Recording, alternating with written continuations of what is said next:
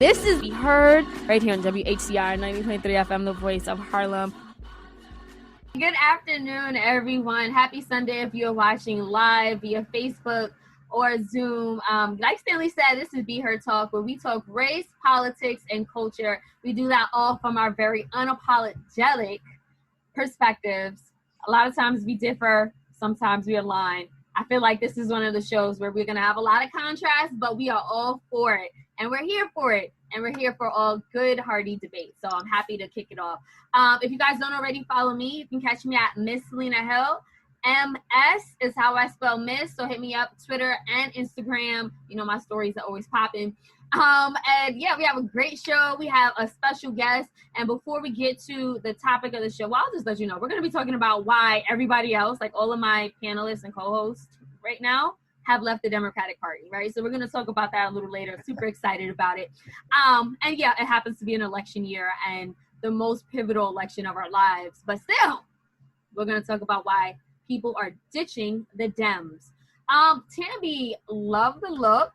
Tell us who you are and the inspiration for this look today. Hey, y'all. Happy Sunday. Happy to be back, as always. My name is Tammy David. I'm the newest co-host here at Be Heard Talk, and I've branded myself as your problematic fave. Today, I'm going to be problematic by boiling liberal blood by refusing to vote for Biden in the 2020 presidential election, and I'll tell you all about that later. If for some weird reason after this show you want to get to know me a little better, hear more about my views, you can find me on the gram at Miss David if you nasty. Shout out Janet Jackson. And don't follow me on Twitter, but that's Comrade Tammy. That is not a safe space. Before we get to the main topic, I'm going to toss it to Stanley to introduce himself I'm going to toss it to Stanley to introduce himself as our engineer, and then we'll finish with intros. Thank you. Forgot about Stanley. I'm sorry. Yeah, I knew you forgot about me. She was trying to erase me, Tammy. That's what it was. You know, like I put on a collared shirt today, so she's not a fan of me. This is Stanley Fritz, your favorite engineers on the Zoom and Facebook Live ones and twos. You can follow me on Twitter at Stan Fritz. You can follow me on Facebook at Stanley Goodhair Fritz. You can follow me on IG at Stan Fritz. And if you want to get into a war about, I don't know, anything on social media, just go to Facebook because I can start wars for no reason. It's there. Oh, thank you for that, Stanley. So as I mentioned, we have a very special guest. We have Ed Stokes, who is a New York-based media producer. He started his own production company. It's called BK Scholar Productions, shortly after graduating from Long Island University with a BA in journalism. He has also worked for many media corporations and is currently one of my favorite people at Black Enterprise. He is our digital media producer. And he's brilliant, and you've done like a lot of work in Palestine, which I think is really interesting, Ed. So thank you so much for joining us here. Tell us quickly about yourself. Selena, thanks for having me. Again, thanks to the guys, the great intro. Again, my name is Ed. Right now, I'm media producer.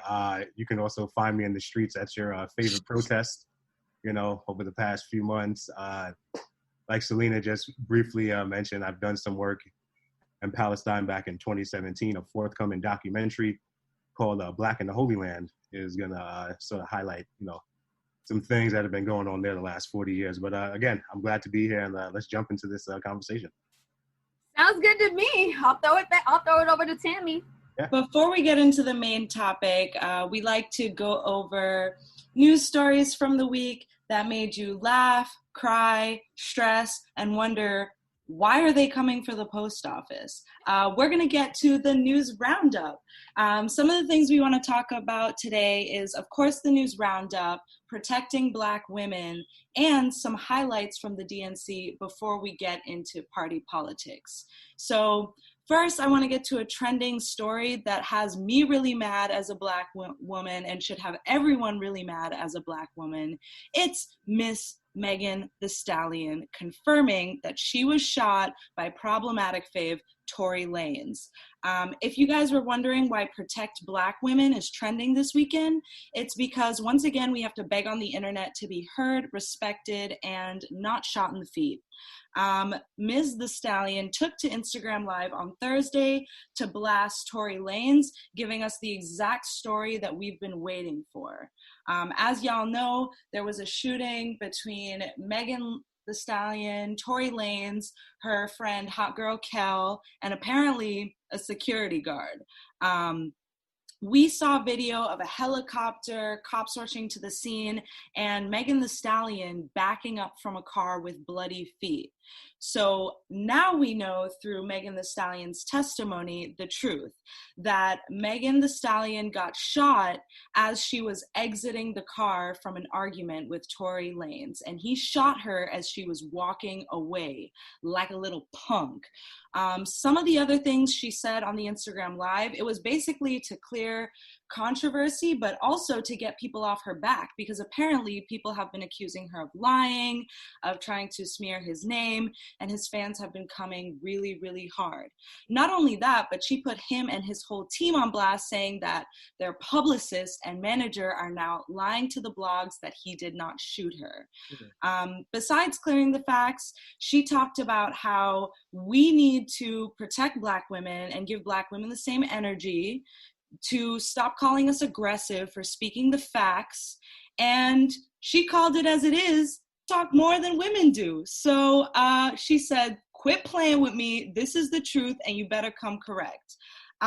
Stanley, I know that we have been talking a lot about this, and I kind of want to get your take as a Black man and somebody who's, you know, a big fan of hip hop and the hip hop community. What was your reaction to Megan The Stallion's live? I was upset, obviously, because that she even had to go on live and do that. Whatever trauma she is going through right now, she shouldn't have to put that to the side to go on the internet and explain to a bunch of people she doesn't know what she's doing or why she's moving a certain way. Tory Lanez is a cornball. And I thought he was a cornball before, but this just about confirms just how much of a cornball he is. And I'll be surprised if he doesn't get beat up before he makes it back to Canada. As far as his music, I had Chicks Tape. I blocked him on all my streaming services. I deleted the album. Like, he gets no support from me. And anybody who supports him, and that I know of that is supporting him, they get put into the same category as people who listen to the dude with the red hair. Speaking of support, Selena, I know you have strong opinions on this, so let's talk about protecting Black women for a second. I know that Megan The Stallion did get some support from celebrities recently, like Halle Berry and Michael B. Jordan, on, you know, the Protect Black Women hashtag. But what about before? Why were people clowning her? Why didn't people believe her? And most importantly, why do our men even do this to us? Great questions, Tammy. And I do want to just acknowledge that both Rihanna and Janelle Monáe were showing support, public support to Megan Thee Stallion back in July when this incident first happened. But yeah, it's because this society, we as a whole, we as a people, we do not believe Black women. I mean, Malcolm X said it best. Black women are the most disrespected people on this planet, if you ask me, and this just speaks to why.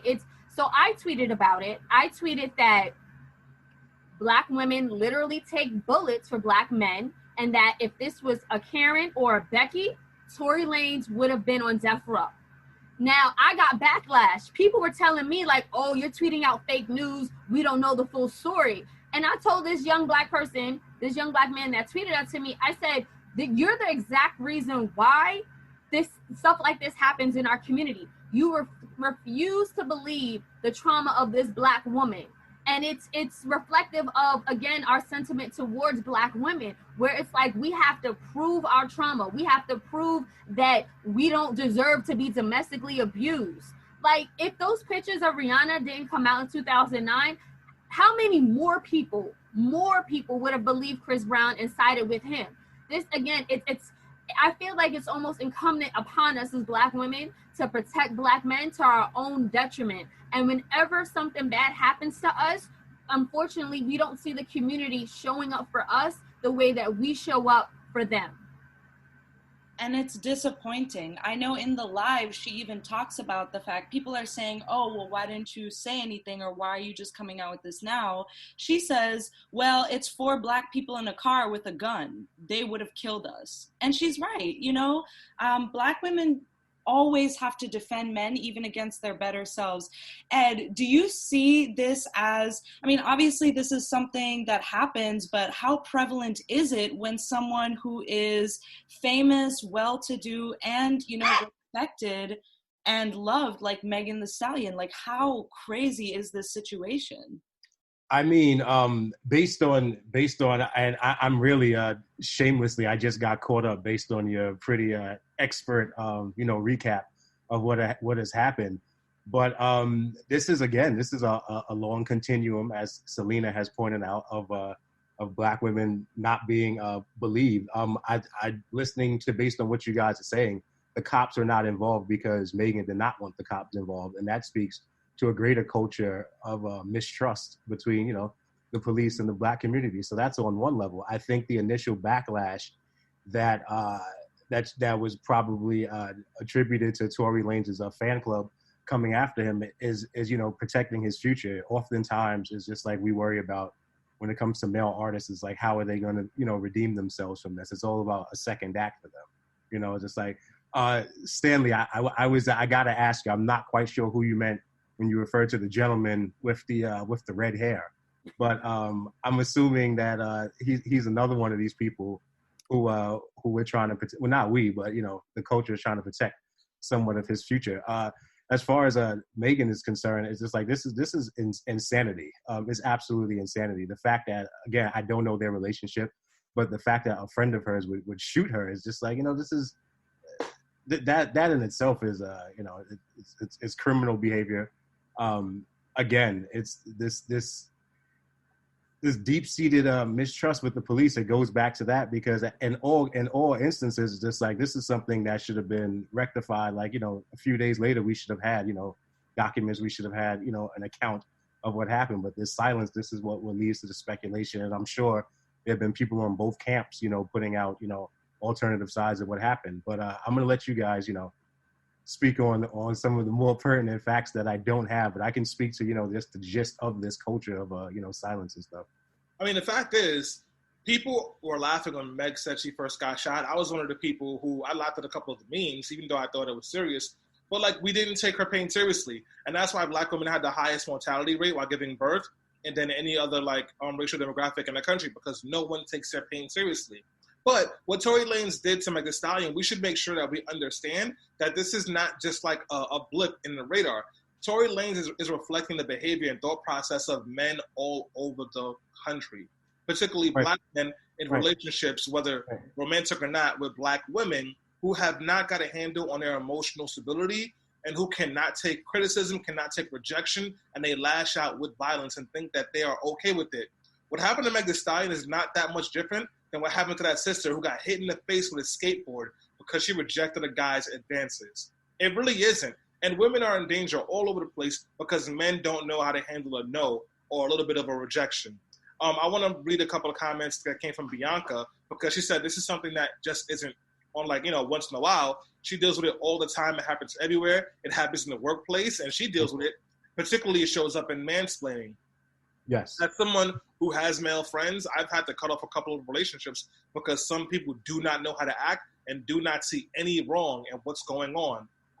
Tia Mario on Facebook Live said, people do not understand, people do not believe us. Look at Keke Palmer. They didn't believe her about Trey Songz. You're right. I laughed. When I heard about the Trey Songz story, I laughed. Keke Palmer was joking.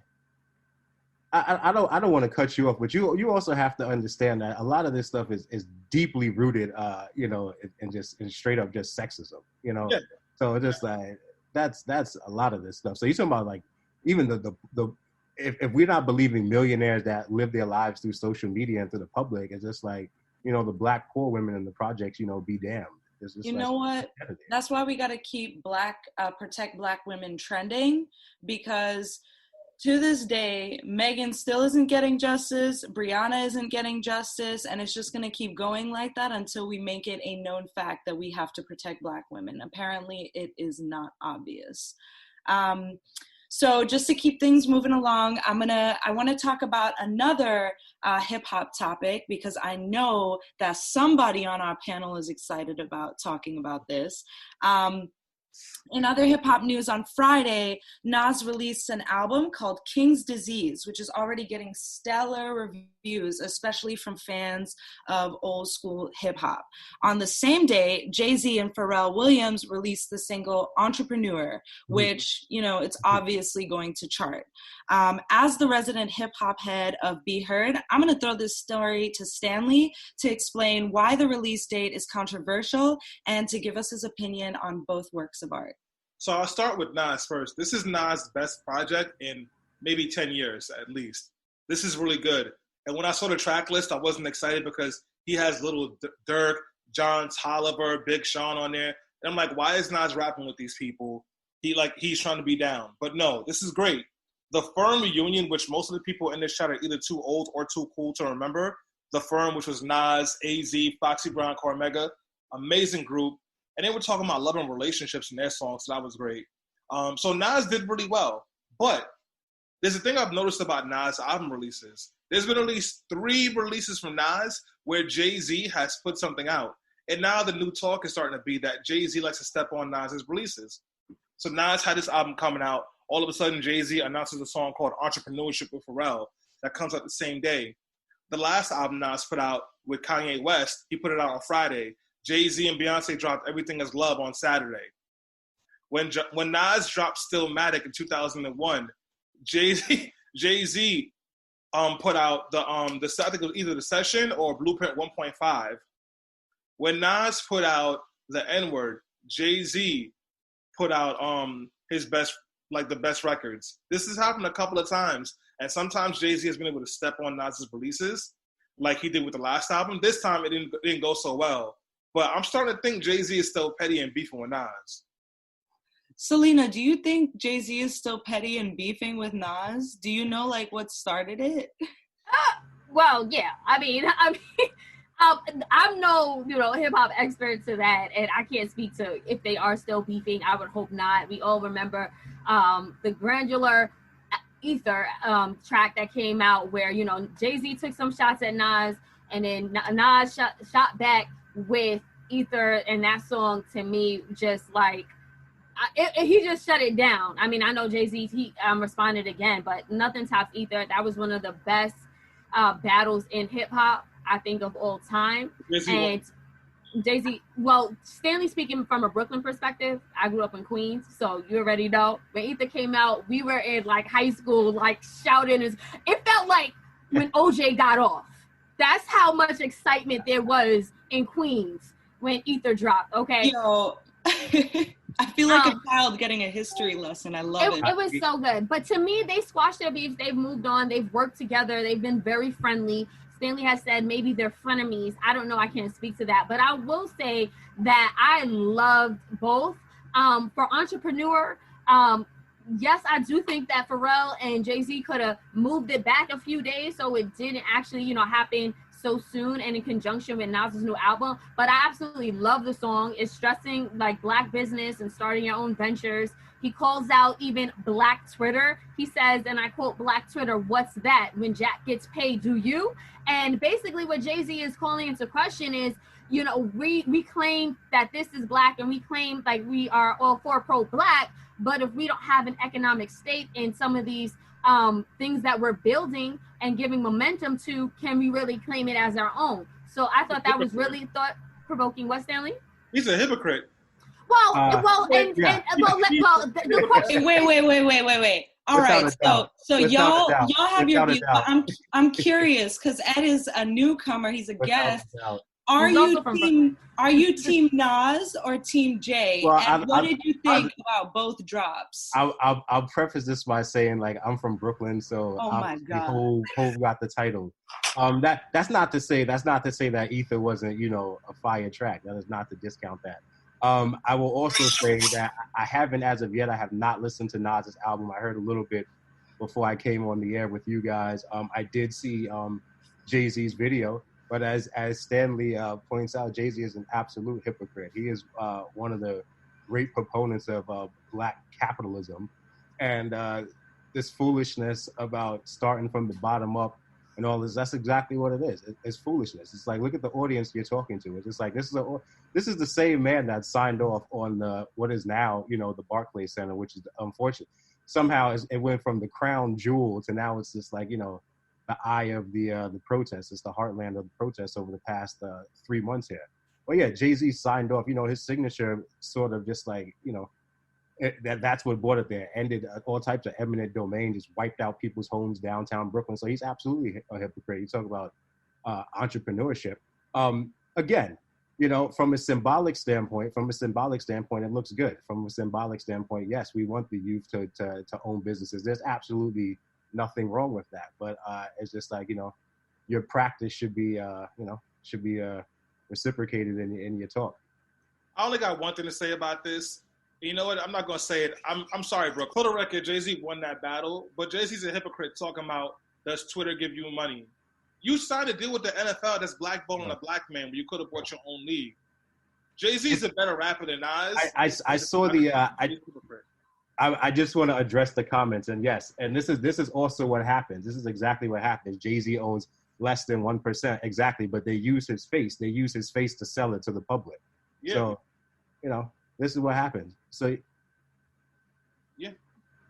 Not to be disrespectful and interrupt, but Jay-Z's ploy is working because this conversation has become all about Jay-Z. I'm going to throw it to Selena because I know you have different opinion, and I want to wrap it on that just to give Nas a chance. And I want to let viewers know that they should check out both works and follow us at Be Heard Talk and let us know what you think. I greatly appreciate Nas's catalog. I think that both Jay-Z and Nas are one of the best 5 best rappers alive, and we can leave it right there. We can debate all day who's a better rapper, whatever. They are both lyrical geniuses. I think that Nas poured his heart and soul into this new album. It's a brilliant work of art. He's also tapping new artists, which shows that he's, passing the torch. I think he actually is embarrassing some of the new artists that he raps with on some of the songs, but nonetheless, like the song that he did with Fabio and Spicy, and like it's like a really New York anthem. And then after hearing him, I'm like, first of all, I have to Google what he was even talking about. And then Navio was like, I could bag your beat in my white Nikes. I was like, oh man. And I love Fabio. You're talking about a top 5 rapper of all. Exactly. No, exactly. So it just sounds like he's schooling them. He should. If Nas got on the track with a new it's to be expected. To Stanley's point, it's to be expected, and I'm just highlighting that that's exactly what he did. And again, it speaks to him being an elder statesman. It speaks to his legacy in rap. It speaks to him being a pioneer. It speaks to him carrying the borough of Queens and Queensbridge on his back. Like, we could go on and on about Nas and his genius. I'm happy for his body of work. Absolutely. If Jay-Z is being petty, then he needs to take a step back, because I just feel like both of these artists are bigger than that. And, Nas already shut him down with Ether. We don't want that to happen again. Whoa. Regardless of where you stand in this debate, and I guess even regardless of Jay-Z being petty or not, whatever y'all think, check out both works. They're both incredibly talented individuals. And I'm always looking for new hip-hop, so come school me, y'all.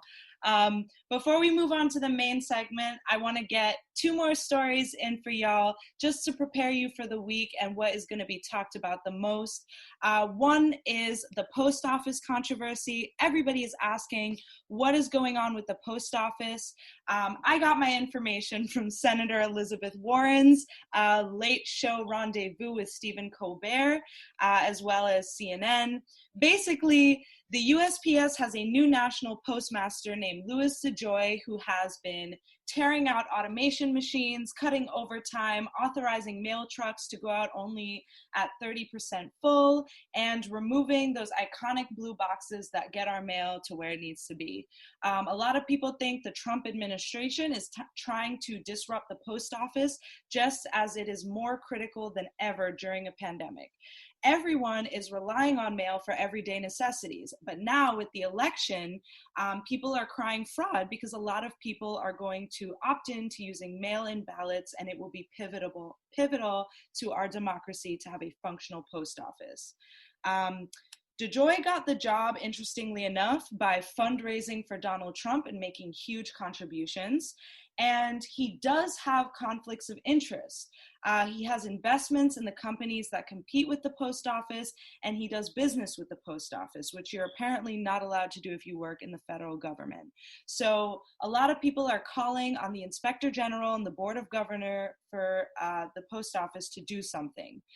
Basically, the House Democrats on Monday, the House Democrats just voted this past week to block changes that were just made and fund the post office for $25 billion. But it is not looking likely that it will pass the Senate, and the White House has threatened to veto the bill. Louis DeJoy is set to testify on Monday before the House, so we'll see where that goes. But Ed, as someone who is, really outspoken about the system, what are they doing with the post office and why? This is one topic that I really wanted to talk about because this is just absolutely foolish. I like the optimism that you expressed about Monday. We'll have some forthcoming options. It's going to be you guys watch tennis. It'll be, they'll be volleying back and forth. But yeah, besides the fact that this guy, Louis DeJoy, as you pointed out correctly, has conflicted interest. He owns huge millions of dollars in stock in the private couriers of USPS and FedEx and like all these other third-party ones. But in any case, going back to the issue is like this is where the post office issue started back, I guess, early as 2006. So at the time, Dennis Hassard, he is the Speaker of the House.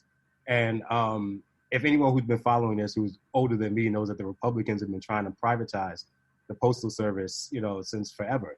So essentially in 2006, they pass an act or a House bill stating that the Postal Service now has to fund retirement benefits for up to 10 years in advance. So again, this goes from the post office to being $1 billion, working in $1 billion in the black, to now being billions of dollars in the red, which is where it takes you to now. In 2011, as you remember, they were removing post offices. They were shutting down post offices up until Congress stepped in and said that I think there has to be now a post office within 6 miles in every neighborhood. But in any case, this is private. These are guys coming out of private industry, coming to Washington to take these jobs, as you correctly stated, for lobbying. This is how he got this job as a private lobbyist. He lobbies to Trump. Trump puts him on the board of a public, a quasi federal agency. Now, because the post office, it begins in 1775 under Ben Franklin. It has gone several facelifts since then. So while it's a federal agency, it doesn't operate under the same function. The money itself, the appropriations, doesn't come out of the, it's a different budget that it comes out of for the House. So this is why the House is able to separately, appropriate $25 billion, as you again correctly pointed out, which is probably going to be vetoed by the president. But this is private. This is private industry looking over to take over a public asset. So this is why we are. This is here we are now. And again, the perfect storm is that it happens with an election. Again, if anybody, one of my and I say this cynically, but one of my favorite races is 2018. You have Stacey Abrams against Brian Kemp. Yes, Brian Kemp. And not only is this guy the Secretary of State at the time in Georgia, and obviously the Secretary of State oversees the ballots and all that, but he's running for governor. So of course, thousands of Black people's votes go missing. And there was a reporter, Michael Harriet, at the Root. Yes, at the Root. He was phenomenal. His coverage back then, if you go back now, archive it, it's phenomenal. He talks about Black repressed votes and how the voting machine, just all the flaws in it. So again, this is the perfect storm. Here we are in 2020. Real quick, Ed, because I think the piece that you did a really good summary of the post office. The piece I want to point out is Trump said publicly, we want the post office to not be functioning properly so we can undermine voting mails. Tammy, is that not something Trump said? Yeah. And I want to know from your opinion, Selena, do you, I know it's a hot mess and I tend to be an optimist, but how many things exactly are going to go wrong if we can't fix this situation? And like, are you optimistic at all for us coming to like a decent solution soon for mail-in ballots? No, because Trump continues to cheat right in front of our very eyes. He's open and unapologetic about this. I've said this in past shows. You cannot shame the shameless. He has called upon China to give opposition research into Joe Biden. He has confessed that he used, different governments to help win in so many words. And he basically said, like, I don't want, let's start to shut this down so that there will be some type of chaos when it comes to people doing mail-in ballots. And this is happening during the coronavirus. So, people don't want to jeopardize their lives by going to the polls. So we're encouraging more people to vote early and to submit their mail-in ballots. No, and he basically said it. Like, it baffles me each and every time this man steps up to a podium and he is declared the president of the United States. It's just again, it speaks to the power of white supremacy and racism, because he's racist and because he speaks to that base. That is why he's in power, and that is why he may even actually win by cheating and in doing whatever he can so that he's not removed from office. And he's telling us that is what he's doing. With the fate of the post office and pretty much hanging by a string, I'm excited to wrap this news roundup so we can talk about how we are potentially going to get Trump out of office. Because, the libs that are yelling about voting for Biden say this would never happen under a Democratic candidate. And I don't know, I can't wait for them to tell me how so and how not. So thank y'all for joining me for the news roundup. Really appreciate y'all as always. Please join us for the News Roundup Extended this Tuesday evening, where we'll continue to talk about the stories that have your interest piqued. And follow us at Be Heard Talk and interact with us if you want us to cover something of interest to you. Thanks, y'all. Selena? Thank you so much, Tammy. So, the title of this main segment is Why I Left the Democratic Party. As I stated earlier, my friends here on the left have all left the Democratic Party, if they were even part of it. So we here at Be Heard Talk, we have had these conversations both internally, and we've had some public discussion about what it means to be progressive, leftist, and anti-establishment. Now, some of these conversations have led us to have debates about the two-party system and the upcoming presidential election, while others have triggered really thought-provoking conversations about the most effective way to affect real change in a country embedded in white supremacy, class warfare, and the exploitation of marginalized communities.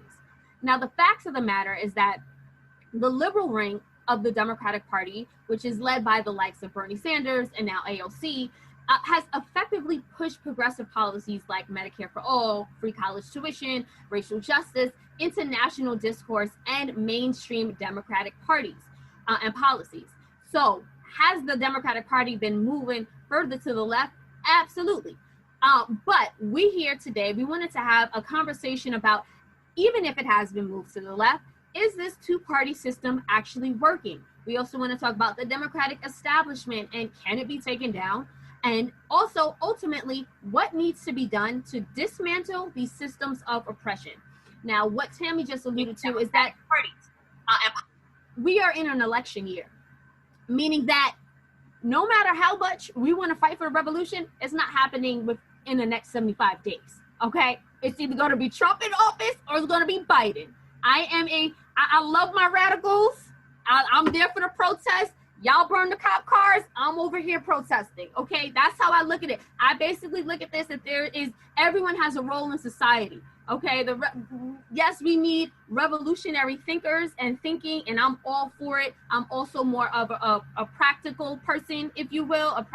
I don't know however you want to categorize me. I just know I want change. I just know I want Black liberation. I just know I don't want this white supremacist in chief in office for another 4 years. And that's just me speaking. However, again, I'm with a panel full of political thinkers and revolutionaries. So I want to just open this discussion to, first and foremost, we just had the DNC, right? The Democratic Party, for 4 days, they did this virtual event where they're pouring out their hearts, supporting voters, some progressives, and some centrists and some moderates. Let's start there, because I want to know, is the Democratic Party even putting in effort to court the far left, right? And what was your reaction? I'll start with you, Stanley, just to open this conversation. What was your reaction to the DNC? It was fine. Listen, they weren't doing it for me. It wasn't for me. They were mostly speaking to the middle part of America while trying to do enough so that people on the left would feel appeased. I think they did a good enough job. It was nice. There was some cool moments. I'm always up for Obama's speech, Michelle Obama. I like Kamala's speech, and I like Elizabeth Warren's speech, and also her quiet nod to Black Lives Matter in the background. So it was okay. Ed, you told me offline that you appreciated the DNC. You liked some of the speeches. However, you have not been swayed to actually vote for the Democratic Party. So tell us a little bit about your reaction to the DNC. I thought let's start with the good. I thought that a lot of the speakers that they did have, not some of your mainstream politicians, but some of the kids, like the kid that was stuttering, and some are just like these average people who are supposed to be, not supposed to be, but who will be voting Democrat. I thought that was very inspiring. I thought, just from a fundamental standpoint, it's just like, politics, and I'm not going to dumb it down for this audience, but for some level, they're supposed to be, inspiring. So I think for some reason to see that there are people that are still involved, and it's just like it's still getting an entire new generation of people who care about these things. I thought that was great. I thought that was on brand. Now, moving on for a little more grown up discussion, I thought some of this stuff was an absolute sham. It was just big money, and this is what money inside of politics. This is what it looks like. It brings you Bloomberg. It allows Bloomberg to speak instead of our dear sister Linda Salsour. It allows 3 or 4 other Republicans to get up here and already talk about we're making deals with Biden, because this is Biden is the great deal maker. He's going to be the great centrist. So the Democrats have showed their hand. I thought it was absolutely ridiculous, and that Julian Castro, the one Hispanic presidential candidate that they had, he was nowhere to be found for 4 days. It's just like, this is ridiculous. But again, this is big money politics, and this is what you get. So Thank you for that, Ed. I want to throw it over to you, Tammy, because you've been very vocal about being indifferent and almost apathetic towards the Democratic establishment.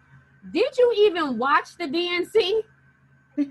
No, I did not. That's what Yeah, honestly, I didn't read or watch anything about it until this weekend, because I knew that we were doing the show. I wouldn't have. I knew that it would be on the internet, like the highlights or the watch all moments. For me, this DNC, especially because of how changed it was, with limited time and all being done virtually.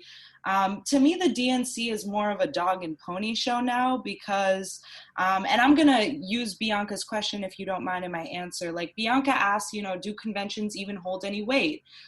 Is there really something, do these speeches sway a decision? And the convention isn't just to sort of nominate the presidential candidate. It's also where they unify the party. All of the candidates are represented, all of the different groups, and people hear about issues as well as policy platforms. And basically, the convention will set the tone for the policy platform moving forward in the head-to-head. So that's why, someone like me still voted for Bernie in the primary, so that Bernie could get more delegates, so a more progressive platform would stand a chance at the convention. To me, it didn't really matter to watch it, because I don't really think those big decisions are even made at the convention anymore. And Stanley, honestly, correct me if I'm wrong. I feel like a lot of it is backdoor dealing, as it is with large politics, and their minds are already made to a certain extent about most issues. So to me, I didn't feel like I had to watch it just to see a bunch of dramatic speeches about taking down the Cheeto. Well, what I'm hearing from you, Tammy, is that you don't trust the Democratic Party. It's back deals, It's hold on, Stanley, because I want to skip to get to this point. Like, let's just get to the gist of it. You're not a Democrat. You don't trust the Democratic Party. You did vote for Bernie. I'm assuming if he was on the Democratic ticket, you would be probably not only voting, but canvassing for him at this point. Tammy, when and why did you leave the Democratic Party, and why don't you trust it? So I wouldn't say I was ever an official member of the party. Okay. What I've done is voted on the Democratic ticket for like specific reasons, like to influence day-to-day political stuff in local New York elections, or for reasons like getting Bernie delegates at the convention. My age, I turned 18 right after the last Obama election, so I missed that by 1 month. And when I finally got, like, you know, when I could vote in college, I started organizing, especially with radicals, and so I never really joined the Democratic Party. I always found that other parties more represented my organizing and political interests, but then I learned, like, oh yeah, because of the system, like, you're gonna have to vote Democrat for certain things. So which party are you affiliated with now, Tammy?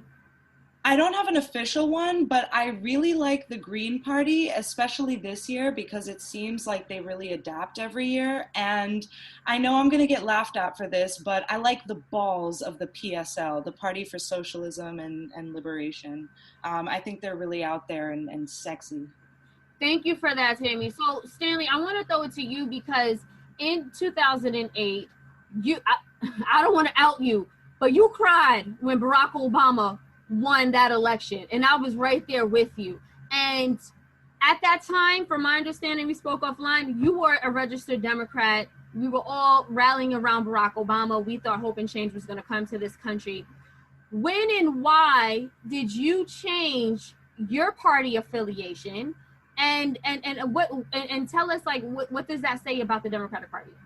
So, I mean, yeah, I did cry when Obama became president. I mean, if you were old enough to vote and like be there when Obama won, you understand why it's like I could have cried or why it was so big for so many people. You know, that really was a huge moment. So there's no shame in that at all.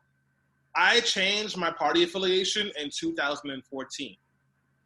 And I changed my party affiliation because like it became very clear to me that like the two-party system does not, like, it's not a long-term solution. And a lot of what's happening between Democrats and Republicans is theatric, like it's like wrestling. It's, you know, I saw a tweet last week when things were really heating up at the post office and Congress people were tweeting, oh, the Joy is going to be real scared when he sees me at this hearing. And it's like, who can, like, why are you on social media caping? What are you actually going to do to hold him accountable? So like, it's just all a dog and pony show. And additionally, like my politics moved further to the left. So I understand that like the two-party system is what we have here, but I also want to do the organizing to help build a strong third party, which is why I registered for the Working Families Party, which is why I vote on the Working Families Party, and which is why I'm helping to build the Working Families Party. Stanley, what is the Working Families Party briefly, and tell us what they believe in? So the Working Families Party is a party that was started by advocacy activist organizations and labor unions. And originally the goal was to push New York Democrats to the left because New York Democrats were pretty much centrist or Republicans in some cases. The Working Families Party has evolved now into a third party whose goal is to center issues that take care of Black and brown people first and focuses on racial, economic, environmental, and economic justice. I didn't say that before. And they have chapters in 19 different states, including the New York State, where we show up on the ballot. Thank you for that. Now, Ed, I know you as well, not a registered Democrat, of course. I know you're affiliated with the Green Party. Have you ever been registered with a Democrat, or did something shift for you? Go ahead. So a technicality that Tammy brought up. So yes, because in New York, to be on the primaries, you cannot be independent. It's like you have to be. So it's just like at times, like because of some of my, you know, when it's time to vote for your favorite judges or your councilmen and things like that, you have to play the game. But when it comes to national at large politics, absolutely not. But my breakaway came 2008, because 2004 was probably the first one I was allowed to do. So 2008 was, you know, I officially was like independent by then. So that was, you know, my first vote, because again, you know, they always give you this this. Why did you break away from the party in 2008? Again, just to mimic sort of what Stanley was saying, he talked about theatrics. I saw it as a one-party system masquerading as a duopoly, and I was just like, this is foolishness. It was just like, again, at the end of the day, these guys are buddies. They're gonna make the best deals that, they're self-interest. I saw too much self-interest. I saw too much big money in politics. The independent organizing, like Stanley, like myself, was doing, is just like, you saw how big money can influence these things, and it's just like, it doesn't get down to the average, the working class. So it's just like, this is foolishness. It's like, I refuse to, cast a vote for, to sustain this madness. So. Well, and so thank you guys for all just giving those brief descriptions. But so Stanley, I'll throw this one at you, because I understand why it's important to have a third parties, and I understand that people just don't align with one of the two major parties. But overall speaking, if you are voting, and if we have more people voting for in a third party, does that prove to help Republicans? Because it seems like I don't know, you correct me if I'm wrong, but it seems like the people who are breaking away, a lot of people who are breaking away aren't, maybe have at one point been affiliated as a Democrat, but don't feel like the party has moved far enough left to match their policies. So that's why they're joining third parties. Well, in New York, no, because New York has fusion voting. So in a general election, you can vote for a Democratic candidate on a Democratic line and a Working Families Party line if they've been endorsed by the Working Families Party. So that's one cool thing that New York State has that I like a lot, even though certain people have been trying to get rid of it, because it makes it easier for the Working Families Party to push a Democrat to the left and then that candidate run with WFP. Across the country, that's not the case.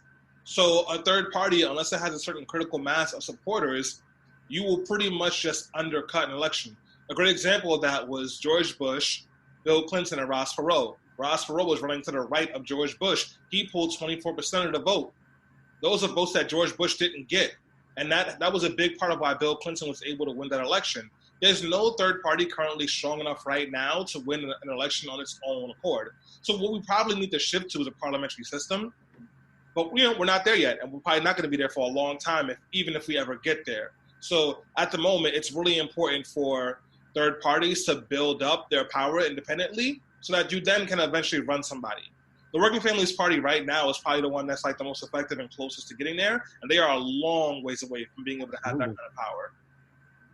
Thank you. So, Tammy, that being said, do you ever feel, or think about, hey, by me being, voting third party and advocating for that, broader, like in the broader spectrum of things, this could help Donald Trump win in some way? Like, do you ever feel like that or think that about third parties, that, it could be taking away votes from the Democratic Party and basically the chances to get Trump out the White House?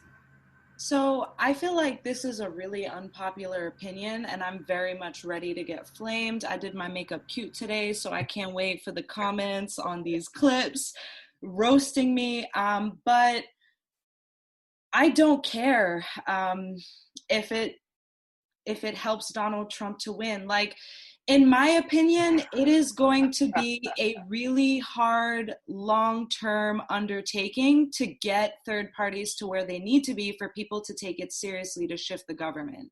And I feel like the Democrats basically ride on this fear of right-wing takeover to keep people like, three of us on this panel who are not really in line with Democratic Party politics, to keep us voting for them. And I feel like someone said this to me the other day, and it was the perfect way to put it. If we are always spending our energy, us progressives are always spending our energy putting out fires, right? Putting out Democratic Party fires and putting on Band-Aids to issues, we are never going to have the time and bandwidth to really organize to make effective long-term change. I think that by voting third party, I am effectively sending a message saying, hey, Democrats, wake up. You are not reaching me. You are not being radical enough. You are so similar to the side of things that you are trying to defeat that you are actively pushing people away. And so I hope that that's how people at the top of the party see it. Now, I acknowledge that they may not, because they are comfortable in the two-party system and I am the minority, but I think it's my right to be in that minority and to sort of make these long-term shifts because I think it works. Ed, are you also comfortable and okay with 4 more years of Trump, as Tammy has stated? No, absolutely not. I don't think Tammy is saying that she's okay with 4 more years of Trump either. She said that. Is that what she said that? I think. Okay, Tammy, can you clarify? Is that what you did? I thought. Okay. You're Are you saying you're okay, or are you saying you're apathetic towards 4 more years of Trump? Just to clarify. It sounds bad. I think more apathetic. Okay. I'm not okay with it, but you're apathetic.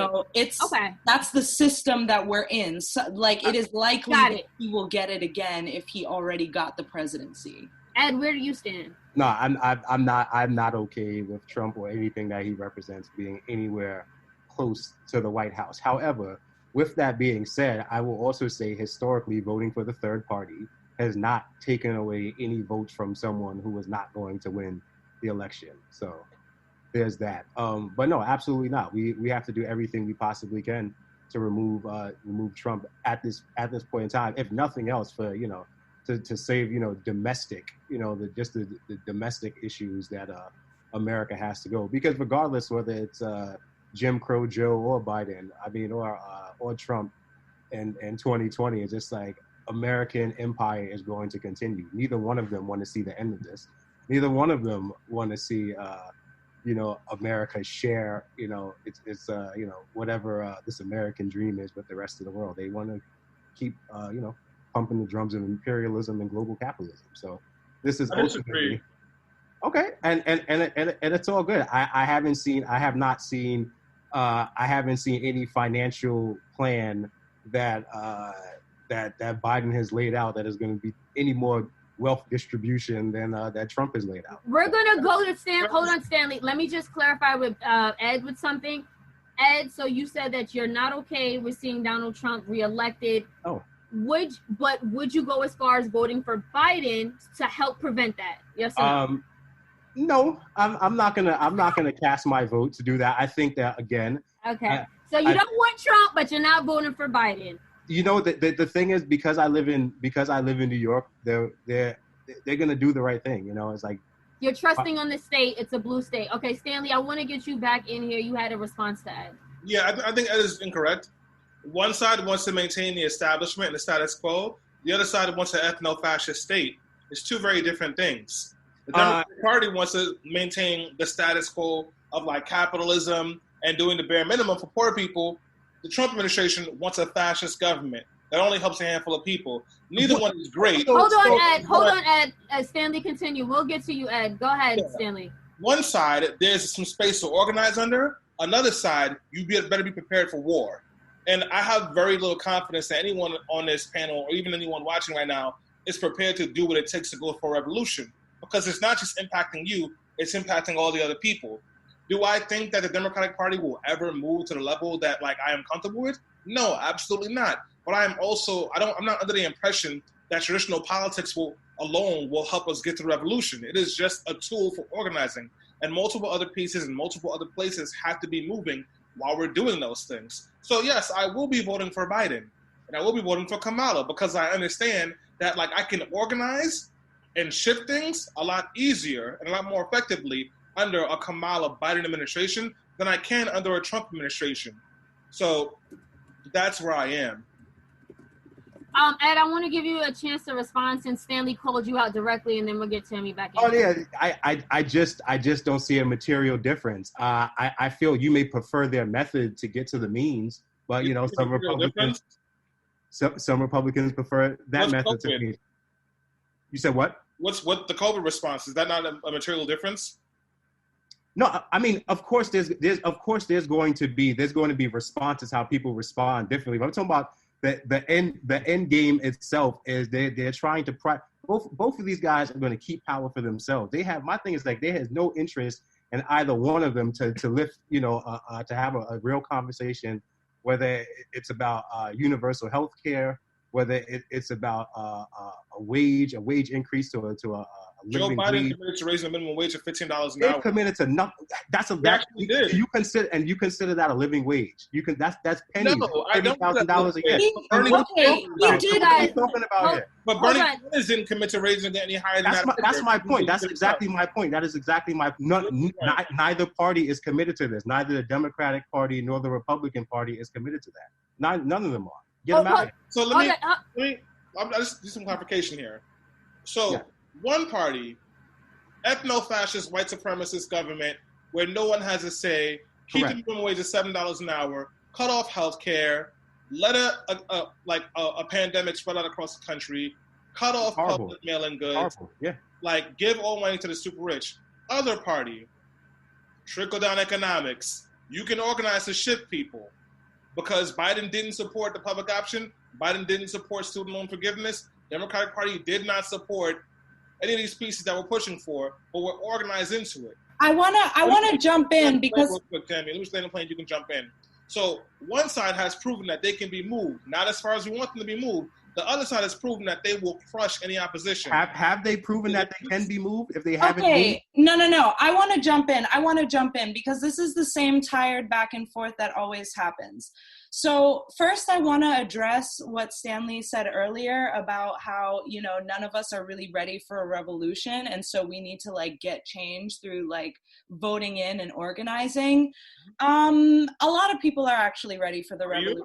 And I mean, look at me. I look like a cute little e-girl in my little Brooklyn apartment. Maybe, no, I'm not ready for the revolution because I haven't had adequate gun training and I don't have supplies and I don't know how to do things like that.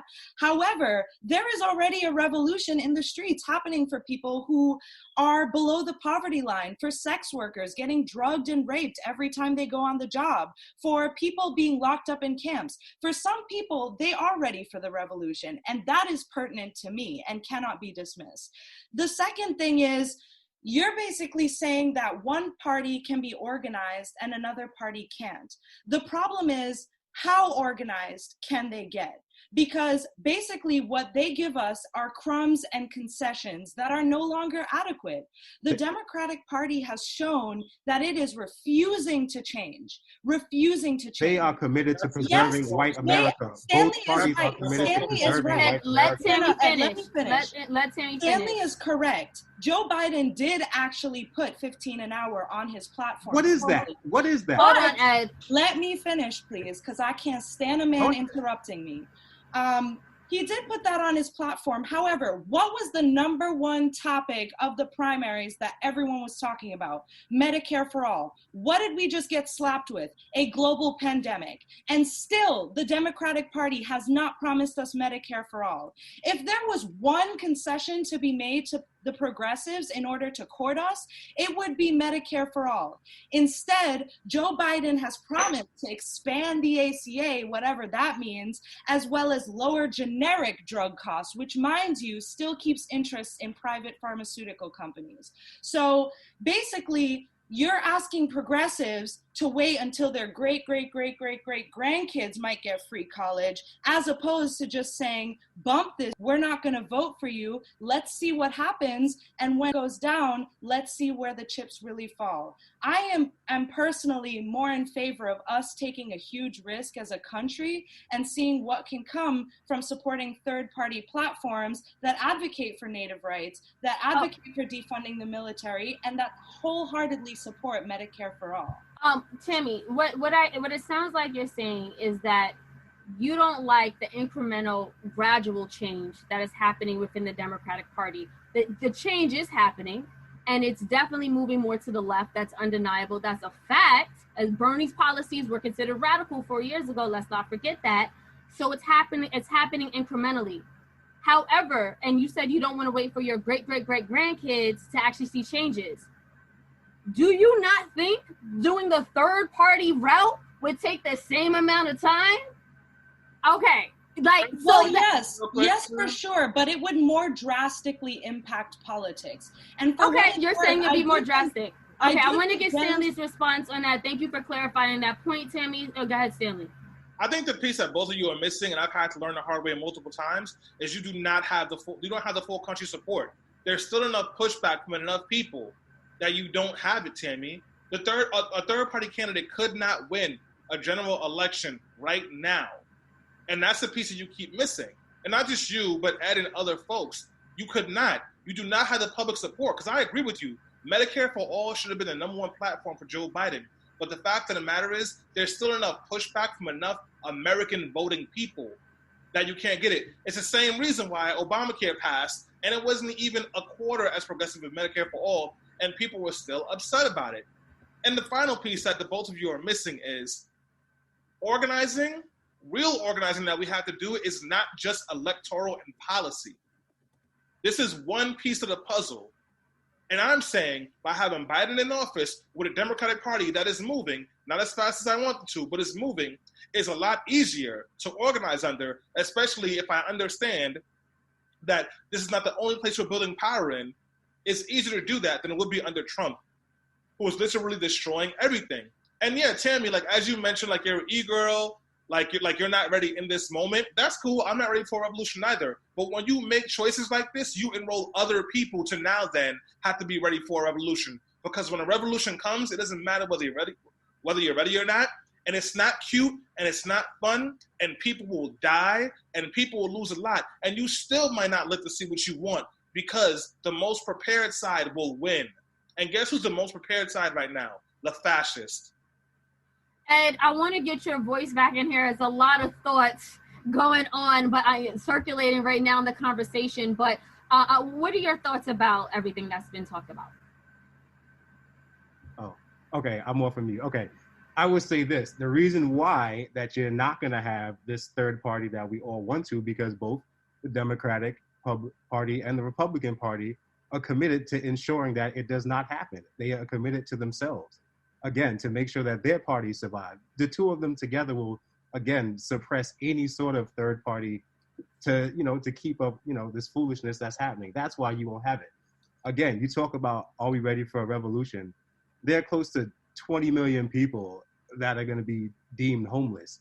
You have the revolution right there. It's just like people are organizing, people are, re-educating themselves and or going through a political re-education. And the people are there. That's always going to be a case. It's just like, what do you do with the movement and the energy that takes from the streets, and how do you turn that into legislation? That has been going on for centuries. So it's just like they're all part of it. But the main thing is to move away from both the Democratic and Republican Party if you want to see any actual changes, because big money influences both of them, and both of them are catering to the rich. This is why they're elected every 4 years.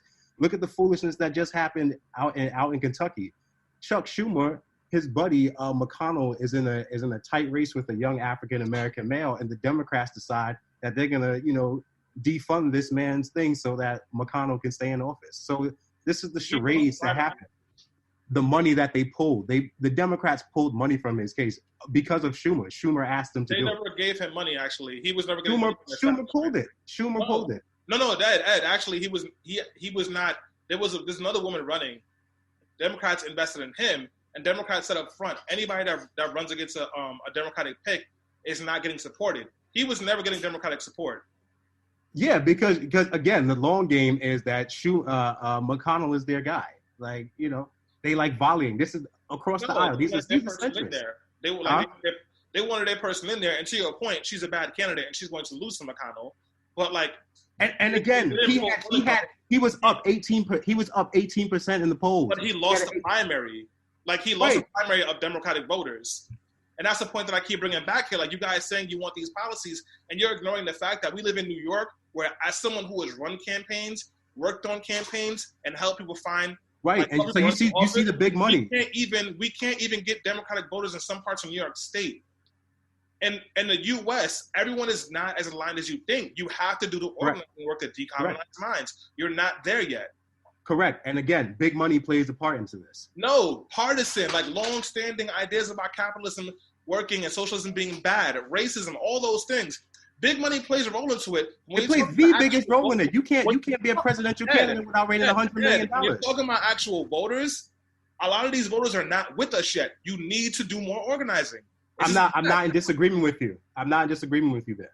Okay. So we're gonna we are going to have to unfortunately try to wrap this conversation. Again, guys, if you aren't the one called on, please mute or you will be muted. I just wanted to just state that. We talked a lot about this, and just to sort of bring this conversation home and reach some type of alignment if we can, Tammy, is there a way for us to support third parties and what they represent, which I do? Like, I'm aligned with all of the ideologies and policies that, the Green Party and the Working Families Party is pushing. But for pragmatists like myself who are affected by Trump getting reelected and not apathetic, or if I'm not, I know people who directly are the most marginalized. Some of us don't have the privilege to see Trump reelected and not be directly affected. What would you say? Is there any way we can bring these two schools of thought together in the interim, in as of right now, and then move towards a larger, drastic overhaul, which I support and think that we need? Yeah, actually, I do think it's possible. And on this show, I'm really I'm optimist Tammy today because Molly asked, how can we both create a progressive left Dem party and create a more solidified multi-party system, which is essentially what you're asking. And I think the way that we do this is by exactly what we're doing today. I know it's tedious and frustrating for those of us who really feel strongly about our sides, but it is happening. Again, there are radicals like Stanley who are still stepping up to the plate and voting for Biden begrudgingly.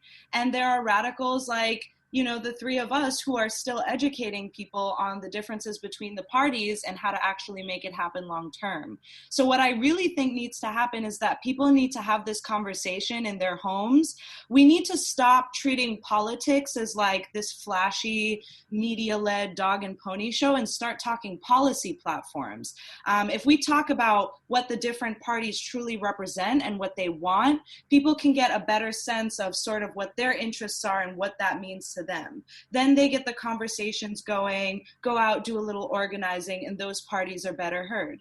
Then those well-educated individuals can make an informed choice, like all four of us have, whether to support the Democratic Party and try to veer it to the left, which many people do and have done successfully, or whether they want to spend their time amplifying third parties, which is also okay. I think both options are great, and I feel really hopeful that in maybe 50 years, we might have some sparkling third and fourth parties to present to American voters. Thank you, Tammy, and I actually appreciate your optimism as well. And, in Tammy's world, we can have that duality where, you think there's a role for everyone here. Ed, I want to get your final thoughts about the conversation at large. And again, what needs to be done to protect our communities, the most marginalized? Because the fact of the matter is, if we get another 4 years with Trump in office, it's people that look like us who are going to be hurt the most severely. So what needs to be done on that front? And then when it comes to, a broader conversation about pushing this country further to the left? I think the immediate answer is you have to remove Trump out of office. That's just it. He has to go. It's just by any means, get him out of here. So that's first. Again, now we don't have enough time to address how do we secure our communities, because once we get this, and this is hypothetically speaking, once we get Joe Biden in office, now we're holding him to the promises that he made to our community. And so I think if you go historically based on that, then obviously you know what we're looking at. So again, we need to be advocating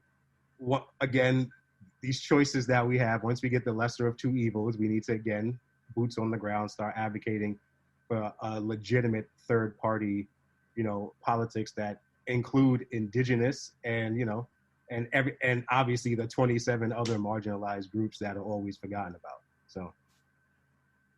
Thank you, Ed. And Stanley, just to wrap this conversation, where's the disconnect? Because I think that the majority, like us here on the panel, we're aligned on so many fronts, but there seems to be a disconnect here about the most effective way to create change. What is that disconnect, and what is it that needs to be done so that we can unify on the left? Because I tell you what, Republicans get in line. Whoever their candidate is, if they are conservative on the right, They get in line, they vote, and we see them making changes. I mean, even with the Tea Party, how effective were they?